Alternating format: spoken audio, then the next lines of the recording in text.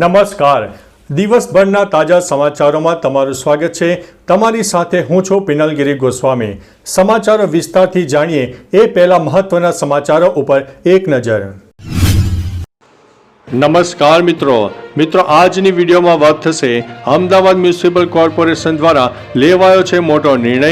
ત્યારે વાત થશે ભારતીય પુરુષ ટીમે ખોખો વર્લ્ડ કપમાં પણ મેડલ જીતી લીધો છે. ત્યારે વાત થશે જમ્મુ કાશ્મીરમાં સોપેરામાં સેના અને આતંકવાદીઓ વચ્ચે આકર્ષણ થયું હતું અને અથડામણ પણ થઈ હતી. ત્યારે વાત થશે સુરતમાં મહાનગરપાલિકાએ રાતોરાત ઘટાદાર વૃક્ષો કાપી કાઢ્યા છે. ત્યારે વાત થશે હવે તમે જાતે જ ટ્રાન્સફર કરી શકશો પીએફની રકમ. ત્યારે વાત થશે મહાકુંભમાં જવા ફ્લાઇટના ભાડા 7મા આસમાને પહોંચી ગયા છે. ત્યારે આગળ વાત થશે અંબાલાલ પટેલની ભૂક્કા કાઢી નાખતી આગાહી સામે આવી છે. ત્યારે આગળ વાત થશે વડોદરામાં ટ્રિપલ અકસ્માત 5 લોકોના થયા છે મોત. ત્યારે આગળ વાત થશે અમેરિકામાં ટિકટોક સત્તાવાર રીતે બંધ કરવામાં આવ્યું છે. સૈફ પર હુમલાના કારણે ઇબ્રાહિમની ફિલ્મનું શૂટિંગ પણ અટકી ગયું છે. ત્યારે આગળ વાત થશે સાકિબ વિરુદ્ધ ધરપકડ વોરંટ જારી કરવામાં આવ્યું છે. ત્યારે વાત થશે આગામી 2 વર્ષ દુનિયા માટે સૌથી મોટો ખતરો છે. ત્યારે વાત થશે મુકેશ અને નીતા અંબાણી ટ્રમ્પને મળ્યા હતા. હવે મિત્રો સમાચારો વિસ્તારથી.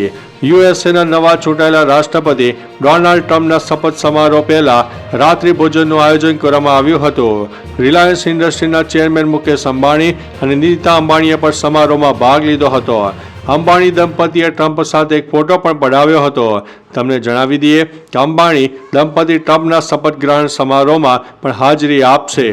20 જાન્યુઆરી યોજાનાર શપથ સમારોહમાં એસ જયશંકર ભારતનું પ્રતિનિધિત્વ કરશે. મિત્રો અન્ય મહત્વના સમાચારની વાત કરીએ તો આગામી 2 વર્ષ દુનિયા માટે સૌથી મોટો ખતરો. એક રિપોર્ટમાં ખુલાસો થયો છે કે વર્ષ 2024માં ઘણા યુદ્ધો જોનાર વિશ્વને આ વર્ષે પણ આવા જ ભયનો સામનો કરવો પડશે. Global risk report world economy ફોરમે જાહેર કર્યું છે કે 2025માં વિશ્વ યુદ્ધનું જોખમ 23% રહેશે. હવામાન ફેરફાર અને ભૂ આર્થિક મુદ્દાઓનો ખતરો છે. બીજું કે આગામી 2 વર્ષમાં ખોટી માહિતી ફેલાવો અને આગામી 10 વર્ષમાં ગંભીર આબોહવા પરિવર્તન ખતરનાક બનશે. મિત્રો અન્ય મહત્વના સમાચારની વાત કરીએ તો સાકિબ વિરુદ્ધ ધરપકડ વોરંટ જારી કરવામાં આવ્યું છે. બાંગ્લાદેશના ઓલરાઉન્ડર સાકિબ અલ હસન માટે છેલ્લા કેટલાક દિવસો ખૂબ જ ખરાબ રહ્યા છે. સપ્ટેમ્બર 2024માં ઇંગ્લેન્ડમાં રમાયેલી કાઉન્ટી મેચ દરમિયાન સાકિબની બોલિંગ એક્શન ગેરકાયદેસર જોવા મળી હતી અને ત્યારબાદ તેના પર પ્રતિબંધ મૂકવામાં આવ્યો હતો.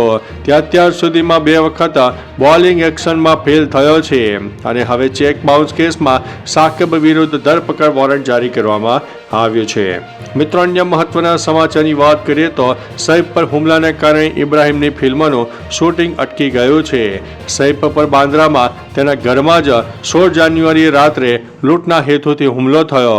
તેને 6 નાની મોટી ઈજાઓ પર પહોંચી તેમજ કરોડરજ્જુની બાજુમાં ગંભીર ઈજા થઈ, પરંતુ ઓપરેશન અને સારવાર બાદ હાલ તેની તબિયતમાં સુધારો છે. આ દરમિયાન તેના મોટા દીકરા ઇબ્રાહિમ અલી ખાનને પોતાની ફિલ્મ દિલનું શૂટિંગ પોસ્ટપોન કર્યું છે. મિત્રો અન્ય મહત્વના સમાચારની વાત કરીએ તો અમેરિકામાં ટિકટોક સત્તાવાર રીતે બંધ. અમેરિકામાં ટિકટોકે કામ કરવાનું બંધ કરી દીધું છે. આનો અર્થ એ થયો કે અમેરિકામાં લોકો હવે આ લોકપ્રિય શોર્ટ વિડીયો પ્લેટફોર્મનો ઉપયોગ કરી શકશે નહીં.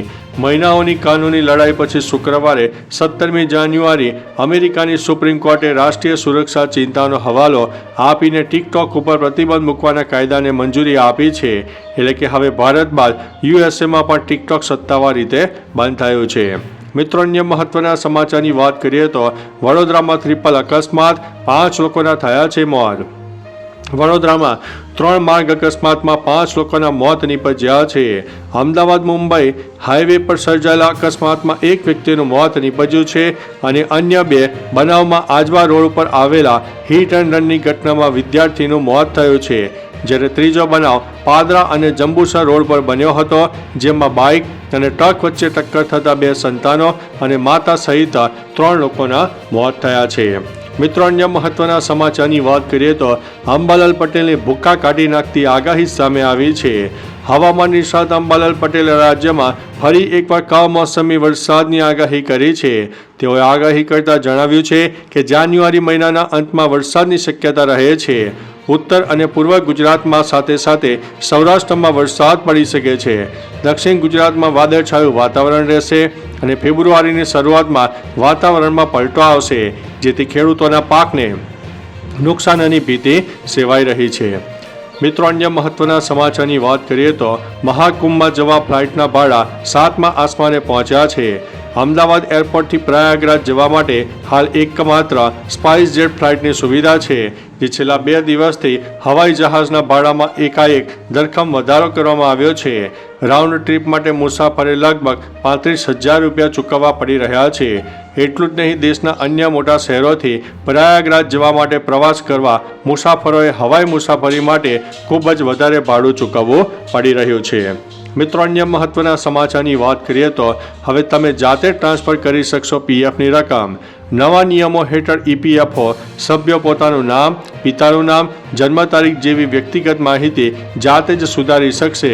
પહેલાં આ ફેરફારો માટે લાંબી અને જટિલ પ્રક્રિયા હતી. હવે ડિજિટલ પ્લેટફોર્મ અને ઓટીપી આધારિત સિસ્ટમોને કારણે આ કાર્યો ઝડપથી અને સરળ બની રહ્યા છે. ઈપીએફઓએ સમગ્ર દેશમાં કેન્દ્રીયકૃત પેન્શન ચૂકવણી પ્રણાલી સફળતાપૂર્વક શરૂ કરી છે. આનો લાભ 68 લાખથી વધુ પેન્શનરોને પણ મળશે. મિત્રો, અન્ય મહત્વના સમાચારની વાત કરીએ તો સુરતમાં મહાનગરપાલિકાએ રાતોરાત ઘટાદાર વૃક્ષો કાપી કાઢ્યા છે. સુરત મહાનગરપાલિકા દ્વારા સુરતના અલથાણ વિસ્તારમાં આવેલા બાયોડાયવર્સિટી ખાતે અંદાજિત 5,000 જેટલા વૃક્ષોનું રોપણ કરવામાં આવ્યું છે. લોકોએ વધુથી વધુ વૃક્ષારોપણ કરીને પર્યાવરણની જાળવણીમાં સહભાગી બને તે માટે અપીલ રાજ્ય સરકાર દ્વારા પણ કરવામાં આવે છે, જ્યાં સરકાર દ્વારા પણ વૃક્ષો વાવો, પર્યાવરણ બચાવોનો નારો અને સૂત્ર પણ આપવામાં આવ્યું છે.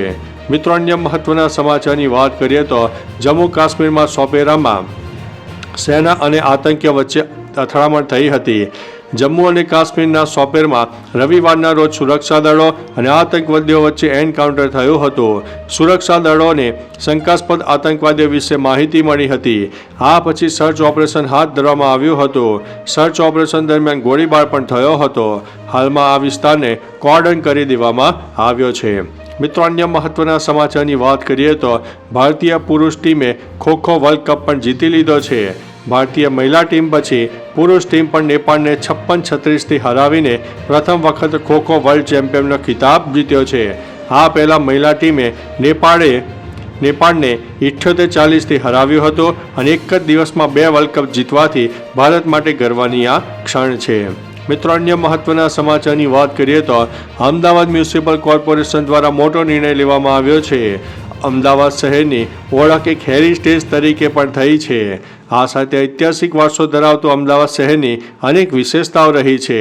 અંગ્રેજ કાળથી લઈને મોગલ કાળ હોય કે પછી સોલંકી વંશના કાળના ઉતાર ચઢાવ હોય, આ શહેરે જોયા છે.